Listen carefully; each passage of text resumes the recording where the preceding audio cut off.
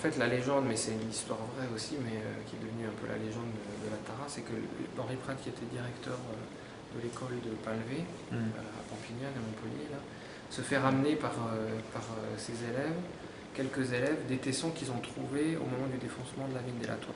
Et quand il réalise que c'est des tessons de céramique pré-romaine, il alerte la direction régionale des antiquités, il demande l'autorisation de faire un sondage, il fait un petit sondage, mais il va jusqu'au fond tout de suite. Et c'est là que, dès 63, en fait, il réalise avec les gens qui sont autour de lui que en fait, cette occupation n'est pas romaine uniquement, mais que dessous, il y a 7 siècles d'occupation avec les amphores étrusques, les amphores de Marseille, la céramique italique, et puis après la céramique romaine, le niveau archéologique. Donc c'est un site vraiment école, hein, c'est pour ça qu'il est devenu aussi, il a été fouillé beaucoup par les universitaires, parce que vraiment du point de vue de la succession des couches, vous pouvez suivre de 500 avant Jésus-Christ jusque vers 200 après Jésus-Christ l'évolution d'une ville de taille moyenne de l'Antiquité. C'est extrêmement intéressant puisque avec cette présence étrusque et ces graphites, on a les premières attestations de l'écriture sur le site de la Tara qui sont parmi les attestations les plus anciennes d'écriture sur le territoire français.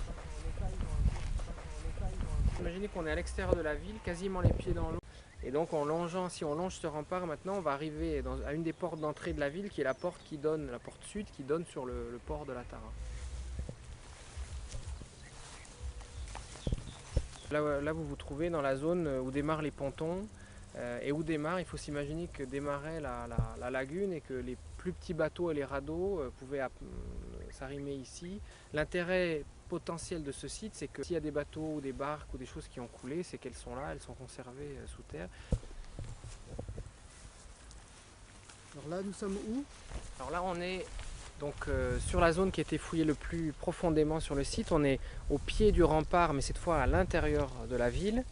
Et donc le trou, c'est une zone de fouille dans laquelle il y avait des dizaines d'amphores étrusques qui étaient cassées. Et c'est là aussi qu'on a découvert ces céramiques avec des inscriptions étrusques. Et les amphores étant des amphores étrusques, on pense que c'était un des lieux peut-être où s'étaient installés ces marchands. C'est de moins 800 Moins 500. moins 500 à plus 200. à plus 200, ça fait une belle... Ouais, ça fait 7 siècles, c'est énorme. Hein. C'est rare que des sites soient occupés de manière continue sur une période aussi longue. C'est ce qui fait l'intérêt pour les archéologues d'avoir la succession de...